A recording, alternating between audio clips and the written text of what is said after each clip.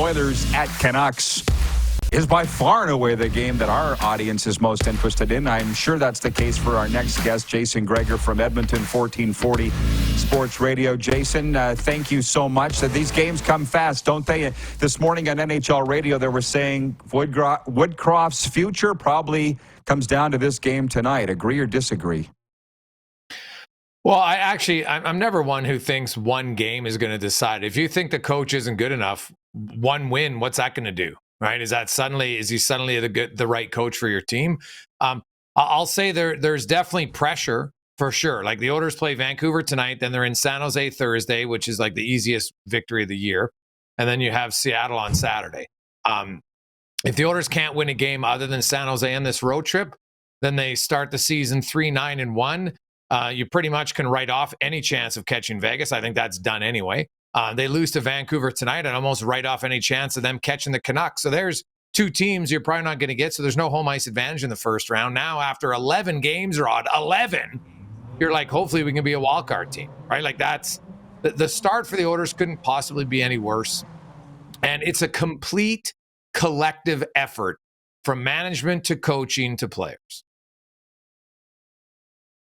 Well, I wonder where you are on this. You're a guy that keeps your head despite everybody losing theirs all around you. I feel like I've heard everybody's opinion on this in the media, plus fans in Edmonton, but yours. Who's at fault here, Jason? You just said the split?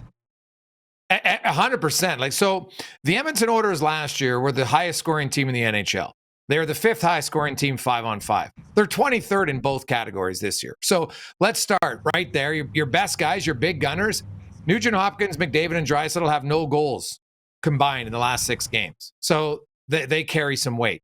The Oilers defensively are like, they're just Santa Claus through the neutral zone. They're giving up chance after chance off the rush. It's awful. Their high danger chances are terrible. Their defense don't want to protect out in front of the net. I think they're 27th in rebound chances allowed. So they're brutal. The goaltending, oh my goodness. The San Jose Sharks, Rod, have allowed 20 goals in the last 2 games. 20. And they still have a higher save percentage on the season than the Edmonton Oilers. The Oilers are 867 combined. The Sharks are 873. Right? Now, sure, San Jose's allowed more goals, but they face more shots. Either way, it's not a good stat. So the goaltenders, you got to make some saves at some point. The coach, what adjustments are you making? Right? You're 2-7-1. Your team is absolutely getting crushed in the second and third period repeatedly. The Oilers led the league in first period goals last year. They led the league in third period goals, and they were our second period goals by a large margin. This year, they have they're 14-11. They've had decent starts. That's a funny thing. They scored first in 6 of the 10 games. They can't hold a lead, so that's on the players. But then whatever your adjustments are making by the coaching staff, they're non-existent. They're getting killed in the second and third periods. Like they're outscored. I think it's now 14-5 in the third period. Like, and you're trailing in games and you can never show any life to come back. The minute something goes wrong, you got to load up one line. You got no depth anywhere else. So I think it's on the coach.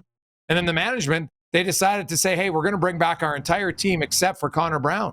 Well, which team wins? Like, Cup-winning teams change 15 to 20% of their roster. So I think this is a collective fail by everybody involved, and they all got to do better. Would you be willing to vote on the poll here? Would you fire Jay Woodcroft or not at this point? I don't like, so we're 10 games into the season. Jay Woodcroft, since he took over, at the end of last season, had the second most wins in the NHL behind only Boston. So they've had a bad start. It's 10 games. They also had a terrible 10-game stretch last year. Am I firing the coach? Like, to me, that's something would have to go on that I'm unaware of, Rod, where there is suddenly a real division between the coach and the players. Otherwise, to me, it's a knee-jerk reaction. I'll say this. I do a lot of research. Losing organizations are constantly changing coaches. Now, the Oilers have actually won the last 2 years. So, and they won, with Woodcroft in those 2 seasons in the playoffs. They've won 5 playoff rounds the last 2 years. That's right up there. That's more than Vegas, right? Vegas won the cup and they've only won 4. So do I want to jump off the ledge right away and fire the coach? Okay. Who are you bringing in? That's what I like. It's easy to say fire the coach. I'm like, who are you bringing in that's guaranteed to be better? You see Tim Peel's tweeting that it should be Joel Quenneville. I mean, I literally on this don't even have it. He doesn't what? Does he not understand that Joel Quenneville has to be reinstated by the NHL, Tim? He hasn't been reinstated by the NHL. And also, it's probably some of the worst timing considering the story that came out the next day. I know at the time of his tweet, but it came out the next day. So Joel Quenneville, I don't see the answer to this. Although I will say, Rod, like I've actually heard whispers of his name around the Heritage Classic. And I was kind of like, well, people asked me about him. Like, well, it's not even reinstated. How's that even an option? So maybe they know something I don't. Maybe he's on the verge of being reinstated, but Gary Bettman moves like a sloth when it comes to quick decisions. So I don't suddenly see Gary waking up on Wednesday and said, "Oh, Edmonton wants to hire him. Okay, let's reinstate him." Like maybe I'm missing something. So I don't think he's a realistic option. So Claude Julien, no. Gerard Gallant, I quite like as a coach, but for whatever reason, he doesn't last in teams even when he has success. So I don't know what's going on there, but. The coach is too easy of a choice. The coach isn't the one on the ice who refuses to commit to want to limit scoring chances against. There's no head coach in the NHL. It's like, hey, guys, let's play pond hockey and just go gift after gift after gift. Like the Oilers' decision-making with the puck is horrific too often so far this season. Yeah, I just can't believe that it's gone so far, so south, so fast, right? Yeah, go ahead. I was going to say, like a month ago, I don't think any person, fan, prognosticator, anybody in the NHL didn't have the Oilers as a playoff team, right? Some had them as a Stanley Cup finalist, other had them winning 2 rounds, whatever, but they all had them as a playoff. And now you're a month in, and like it's not that they're losing, Rod. They're in 31st place, and they're showing little life in games. Like they're continually making the same egregious errors. Like, and it's the majority of the same team. Like to me, to just want to blame the coach is it might happen because you can't fire the whole team, right? So, and there is a new bench, there is a new boss in Jeff Jackson, and we all know in the history of sports when the new boss comes in, heads will roll. I'll tell you, Daryl Cates is not the most patient owner. I don't know many owners who are.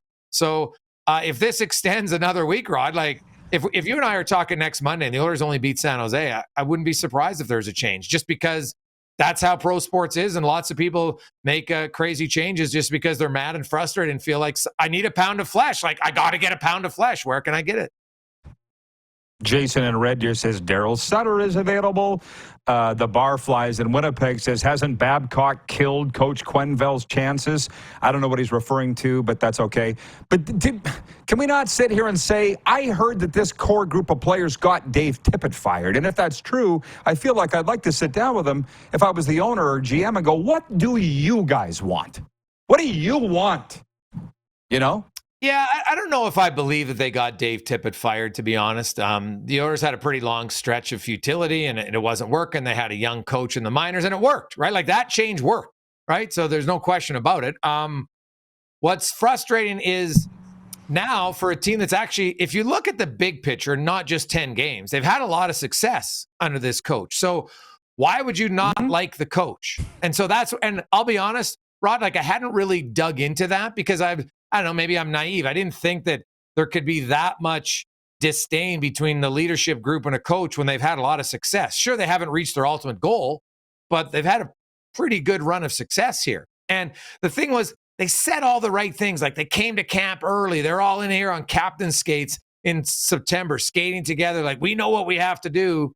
And all I know is my biggest takeaway from everything is, man, talk is incredibly cheap. Because I don't care what you say. If you don't do it, it means absolutely nothing. And now more than ever. Lastly, how's Sports 1440 going? It's going great. Yeah, it's been received very well, which is awesome. Sponsors like it, listeners like it. Edmonton's a huge sports market. I thought it was a hole that needed to be filled, and so far so good. I'll tell you, Rod, that the last few weeks, we've set records every day, more text messages, and people are fired up in Edmonton right now. And Oiler fans all over. We get texts from all over the country because, of course, we're on YouTube as well as on radio. And there's a lot of frustration in Edmonton this season. Honestly, the only way it could be worse is if they hadn't beat Calgary in the Heritage Classic. Other than that, like you can't picture a worse start to the season for the Edmonton Oilers. And the crazy thing is now, the way they played on Saturday, like you go into Vancouver now, Rod, and like the Oilers are a big underdog. The Canucks got a Vezina candidate right now who's probably leading the Vezina. They got Quinn leading the Norris, and they got the league's leading scorer in Pedersen. Like, they're playing great. This will not be an easy game at all for the Edmonton Oilers tonight. And I'd say right now, Rod, based on how they've played, I'd probably be surprised if the Oilers won. Wow. Man, love chatting with you as always. Enjoy the hockey. Keep in touch. Righty, have a good one, buddy. The great Jason Gregor from Edmonton, Sports 1440.